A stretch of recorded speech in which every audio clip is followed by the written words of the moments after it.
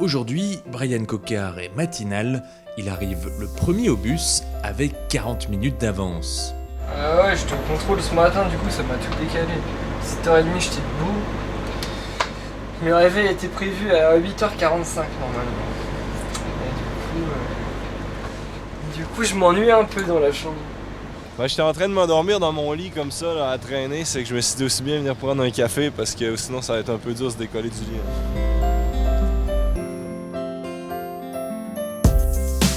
Les coureurs sortent d'une journée de repos, une pause qui leur a fait du bien, ou pas. Des fois ça peut casser le rythme. Il y a des coureurs qui ont besoin des journées de repos. Et apparemment un mec comme Adri, la journée de repos ça l'a emmerdé. Je suis plus mort maintenant qu'avant la journée. C'est horrible. C'est ça les gros moteurs, ça n'a pas besoin de récupérer. Non, je suis cramé là. J'ai l'impression d'avoir fait une étape hier. Rien de tel qu'un bon café pour émerger. Heureusement qu'il est là. Hein. C'est le meilleur ami le matin.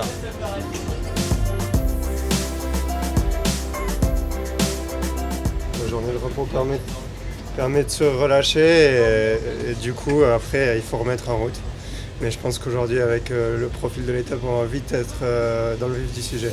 Et le sujet démarre fort. Dès le départ de la course, il va falloir grimper sur le plus haut col du Tour, à 2400 mètres.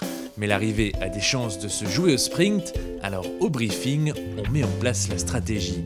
Je pense qu'on va quand même en laisser quelques-uns avec le coq qui vont te suivre.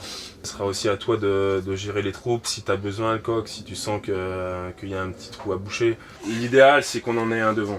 À partir du moment où on en a un devant, ça nous facilite la tâche. Le tout est donc de savoir si l'échappée ira jusqu'au bout ou non.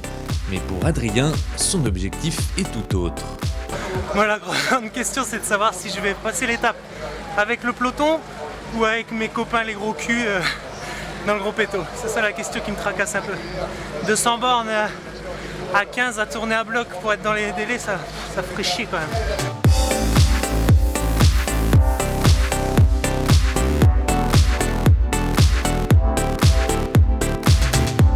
Sur le bord des routes, les supporters sont nombreux à venir encourager leurs coureurs favoris, comme Georges et ses amis qui sont là pendant les 3 semaines du Tour de France. On suit le Tour, c'est notre 11e année que nous suivons le Tour de France. Pourquoi Parce qu'on aime le vélo, on aime suivre puis supporter notre équipe phare Direct Énergie avec Jean-René que nous suivons depuis sa naissance.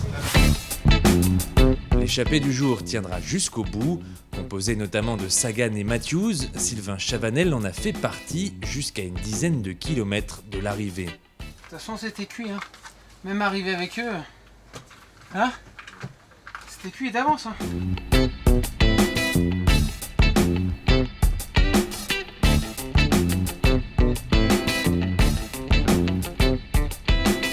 C'était attaque sur attaque quoi.